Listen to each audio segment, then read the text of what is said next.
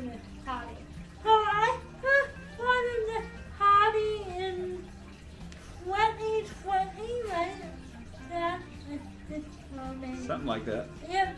And Seems like longer. I started out with a beta because we wanted an animal that did not require too much additional support.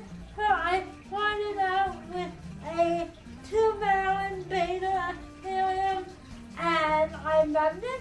And then I moved up to 5-gallon aquarium all the way up to my 55-gallon, which now you can see here. One of the main things that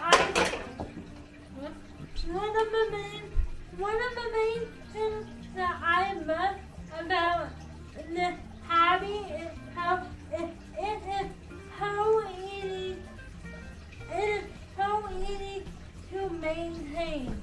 As far as an everyday when you say that. Yeah, it's not like you have to do stuff every single day, which is Right. nice. But when you do have to do it, it's a little bit of a pain, but you don't have to do it that often. Yeah. Yeah. And I feel like what you do have to do is pretty easy to teach and direct support professional or whoever you would want to learn.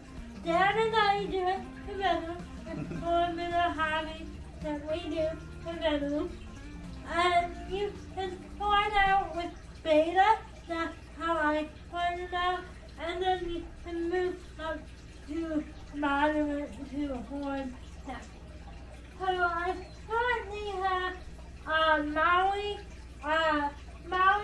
English tech, and I have no idea what that little one is. I forget what they're called. Yeah, but I love it. So, we're gonna clean out the tank, and then it'll clean out while we talk about Fishkeeping. Do you want to tell them also how you got this tank? Because those are really expensive if you buy them new, but you Yeah. found one that was awesome. Yep, so I wanted to make a new tank that would be easier for me to feed a wheelchair unit, and maybe even an easier tank to feed if I was in my handle. Now let me tell you, I can't do that, because that was my hope. So I found this wonderful tank on Facebook Marketplace for $500. It came with the sand, rock, and everything, and I love it. I thought it was like less than that, didn't No. know? Was it 500 for everything? Yeah, which is great because like Yeah. that stuff really adds up. Right, and so I loved it, and I bought it. So this is my tank, and I have a heater and an oxygenator in there as well. You don't need them, but they do help maintain your tank if you need them to. Yeah. You want me to show how to clean it? Yeah. Okay, I'm gonna try to scoot the And then camera in a little bit you and see if wanna- it'll hopefully won't move on us. Yeah, that's perfect. If you want to tell them to anything that you may as far as my method Well, it's fun because you can. The maintenance is not too bad. You get the hang of it after a while. You'll just a little trial and error. But it's just such a beautiful thing to have, and you can look at it anytime you want. You can see it from wheelchair height or standard height or anything. And if you can get tall and standard, you can feed them too potentially if you can use your hands that way. I can't. Yeah, it depends on how much Yeah. dexterity you have. Yeah. But it's also like, it's pretty easy for a DSP to learn how to do it for you. Just kind of tell them what to do. And so we're going to do the hardest thing. We're going to show you, this is a siphon pump, and it goes into a bucket. And this is what we do. We should do it more often than we do. We probably should do it every few weeks, Right. but we do it a little less than that. Yeah. But what we do is we take about 25% of the water out, and we do it by while we're vacuuming. So we vacuum out with this siphon, and you'll see I put it down into the rocks, and it picks up all the junk that's collected down there, and then the water level will go down to about here, And then, because right now it's already down just from evaporation, and then we'll fill all the way back up. Yeah, and like when I think about it too, like that, and we don't clean it all the time, you know, like depending on what fish you have, they won't die if you miss a week or whatever. So I got the siphon going, and it should, I mean, take this thing off, let it really flow. So then it just starts flowing all by itself. Let me get it going. That makes sense. Say that again, I wasn't paying attention. I said that another benefit for me is like if you miss a week or whatever from cleaning and maintenance, it's not the end of the world. Right, yeah, it's not something that has to happen a certain day. Right. So this is now kind of pulling water. Make sure it's coming out.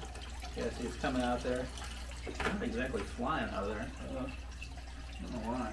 Seems like it's going slower than usual. So a couple times that I have not in the able to keep lately or can I use automatic cleaners to clean my fish? And my answer would be no, because you can risk the risk of overfeeding them, and that would be bad. So I would say no to the automatic cleaner. Another major tip I would have for you guys, and it's no hate to any pet store, but like if you do have a local pet store, that is going to be your best bet, because they can tell you exactly how to care for the pet, and you know that your pet are coming from a reliable source. And I'm just reaching down into the rocks, and I kind of stir up the rocks a little bit, and it gets all the junk out of there, and you can kind of see it going up the tube. I don't know if you can see it from where you are, but it really collects all the junk out of there, all the fish poop and stuff like that, and keeps the tank clean, because that organic matter in the tank is not good to keep in there for too long, so it helps clean it out. Yeah. Now reach your way over here. Anything else that you think is worth noting? I said automatic cleaner in my opinion about that. Yeah. And then we talked about maintenance and sales, right? Yeah. And we talked about finding stuff Yeah. too. And we talked about why it's a good hobby for DFT and disabled people Yep. to do. And then cost-wise, do you want to talk about like once you get it all set up and you have it, like what kind of cost is there to keep it going? I forgot about that. So what you have everything, mind you, your cost can be anywhere from like $50 for a tank setup to $500 for a tank setup. But either way, once you have it all set up, really all you're paying for is like the food, and you can buy pretty decent size bottles of food. So I would say the monthly cost of Fishkeeping would have to be less than $15. Wouldn't you know? I think so. And I'm going to watch out this. When I'm done, I just pull this out, and then it'll stop pulling water out. So I vacuumed pretty much all the rocks, at least well enough. And I've got a big bucket full of water, and you can see the water level's down a couple inches. And so that should do it for this round. So we just keep this under here. And this was kind of everything is probably between $200 and $500 depending on what you want. But my monthly cost is probably $50 or less. everything that you need. Yeah. So also that another bonus thing that it was if you want a tight button and want something really fun and unique to do, Fishkeeping is definitely it.